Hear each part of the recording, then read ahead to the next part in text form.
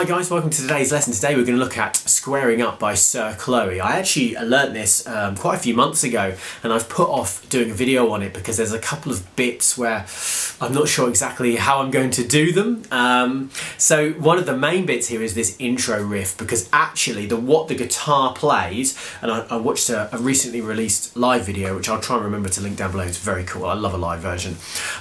Is different from what a lot of people who have done really cool covers are playing on that riff. What I'll remember to do as well is I'll link one of the covers where you can see what she's playing as she's singing over it. Basically, she's amalgamated the guitar part with the bass part, which is super cool, very cool thing to do, and obviously you can watch her video and do that. I'm going to show you what the guitar does because I feel like that's what I'm here for as a guitar team. Find it. So let's just crack on. 3, 4.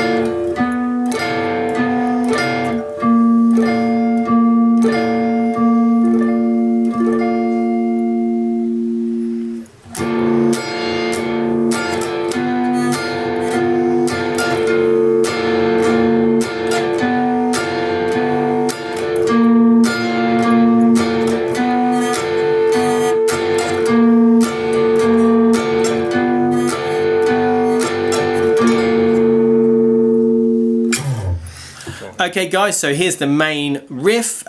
This is probably the most contentious part of the whole thing. So as I said, I'm going to do it like it seems to be just the guitar part, not with the bass in it. And this is the position where the guy plays it live.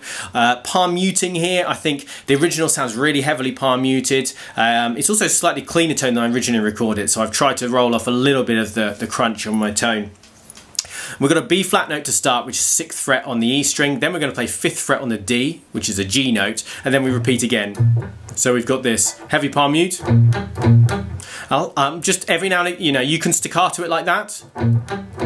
Well, I'm releasing pressure, and I think it gets you a little closer to the original sound, but it doesn't necessarily have to be like that because you have the palm muting. So non-staccato. If you can see the difference there, I think that's probably closer to the original with that little staccato. So we can continue with the staccato. 7th fret on the low E, 5th fret on the D.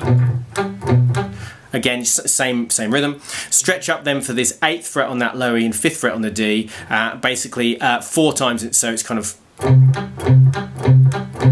like that. And that's all that first main riff is. I'll play it again.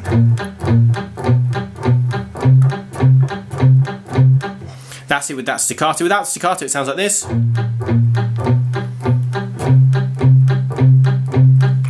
I think that still sounds pretty good and still sounds pretty close. Just so you know, just as a little extra, the version with the bass has this little walk. Once you get up to the here, it kind of go.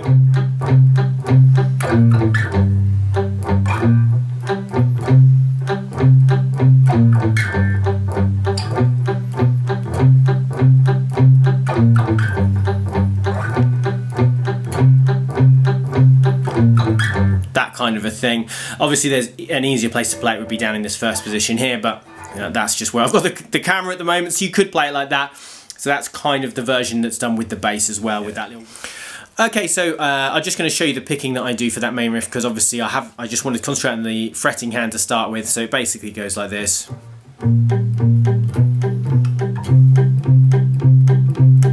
And that's pretty much how I pick stuff like this, down on that lower string and up on the higher string, obviously in terms of pitch there.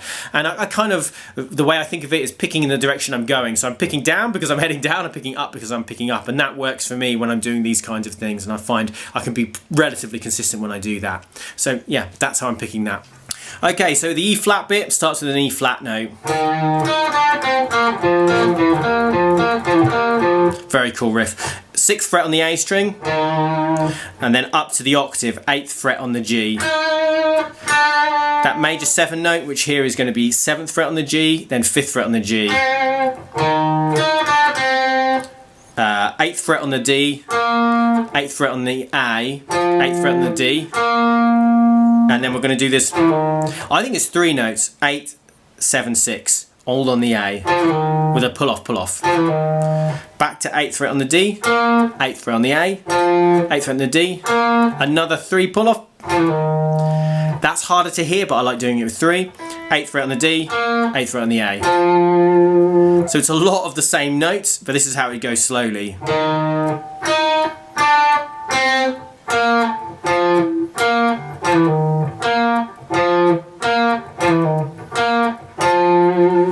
Okay, now, so just for the right hand, for the E flat riff, I forgot what it was called then, I just recorded it. Anyway, so this is how I play it.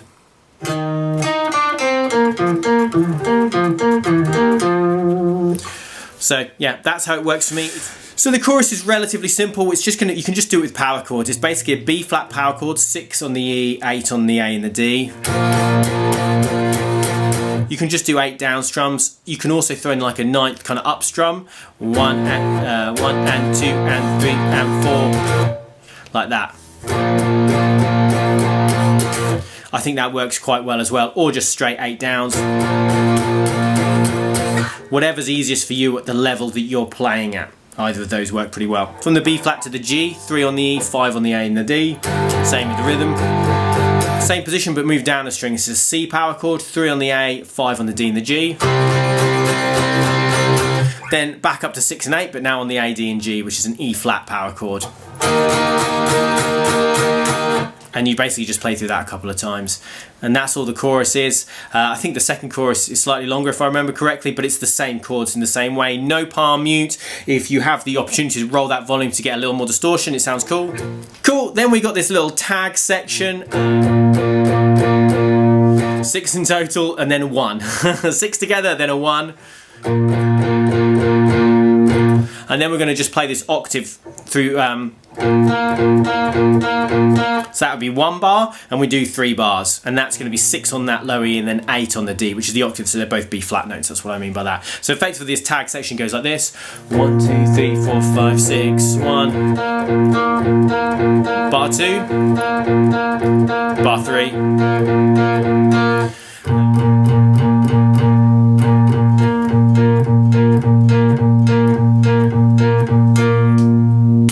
So these arpeggios in verse 2, I'm going to play it here, so it's going to be the C note here, 15th fret on the A, 12th fret on the D and the G, and 15th fret on the B, okay? Very cool sound. We play it like this. We don't move our fingers. I'm just going to pick through it, and I'm actually, this time I am going to let things ring out. I might go for my, move to my neck pickup as well for a slightly warmer tone. I'm going to go A, D, in terms of strings. A string, D string, A string, D string. Then I'm going to go G, D, A, D. So I've got this so far. Then I'm going to grab that B string, G string, D string, G string. Forgot what it was called then. So we've got this so far. And then the final 4 notes: A string, G string, D string, G string. So slowly it's this.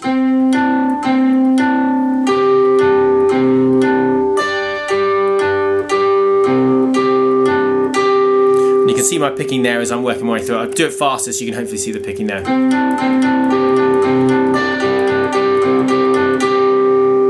Okay, so now we've got the outro. It's a really long section which is just 2 chords with a couple of different rhythms played over it. It's a B flat major 7 chord, and it's a B minor 7 flat 5 chord. That seems to be what's played, just one then the other throughout the thing. What's interesting on the live version is actually you can see that she's playing this chord, which is just a B flat major 7, and I can't see her move it, so anyway, just a little aside there. You could actually use this as a little triad, and someone else could play a B note to get that minor 7 flat 5. Anyway, that kind of thing interests me. So basically it sounds like it's played in this position here, so it's quite high up on the guitar. What we got with the B flat major 7 shape is I'm going to bar 5 strings. Okay, B flat is 13th fret, so I'm barring the 13th fret. Then it's going to be 14th fret on the G, 15th fret on the D and the B. And all I do to get my minor 7 flat 5 is just move that finger up to grab the B note. The other notes stay the same. Now, the tricky thing is, it sounds to me when we're playing that B minor 7 flat 5, that second chord there, that we also have this high F note. So you have to try, as you're stretching across, to keep grabbing with the fleshy part all the way down on this part of the finger, down on this 13th fret high E string, because I'm sure you can hear it. So that's the technical element that's tricky. There's B flat, major 7, B minor 7 flat 5.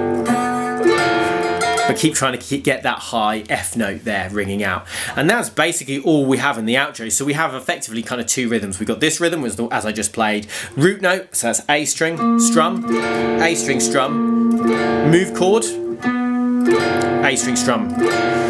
And then as it kind of fades, before we hit the slightly bigger rhythm on the outro bit, you just do the B flat major 7 4 times and then fade it. That's all that first part, and then this much longer part at the end, it's still just the same chords. So this final part, I mean, you could just do whatever rhythm feels kind of comfortable to you.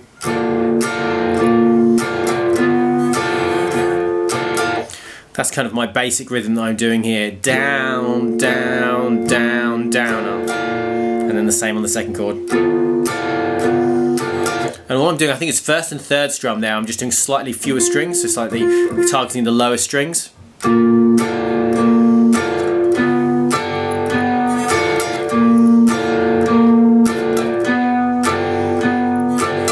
again, I do that on this rhythm pickup, much like verse 2 and the other bit of the outro. There you go, guys. Hope you enjoyed that. Hope you found that useful. As I say, it's been a slightly stressful one for me to work out, because there's just a couple of bits where I'm just not entirely sure either where it's played, how it's played. That intro riff has taken much listening and soul searching as to how to do it, but I think this is the way that makes sense for me as a guitar teacher. Obviously, any comments or anything, you know, put down below if you would play it differently or something like that. It's always interesting to learn. As long as you're nice, I'm always happy to hear those things. So I think it's interesting to see and how people will play things slightly differently. Obviously, if there's any more Sir Chloe songs that you'd like me to do, put that down below as well, because actually the 2 songs I've done so far are ones that a student has asked me to do, and we haven't done any other Sir Chloe songs since then. So if there's any more you want me to have a look at, feel free. I really enjoyed them. I really enjoyed especially that live stuff. Sorry, got distracted by something outside, like a dog. Anyway, so I'll do my usual spiel at the end. I'll say, thanks for watching. I mean, it's a huge, awesome thing that you do to actually watch my videos. I hope you enjoyed it. If you do, please hit the like button. Please comment on the video. Please subscribe to the channel. You know all this stuff. Everyone says it on every video. And yeah, just thanks for checking me out. I'll put my social medias down below, so feel free to check those out. And I hope you're all good, and I'll see you guys again soon for some more cool guitar stuff. I'll see you guys soon. Bye bye.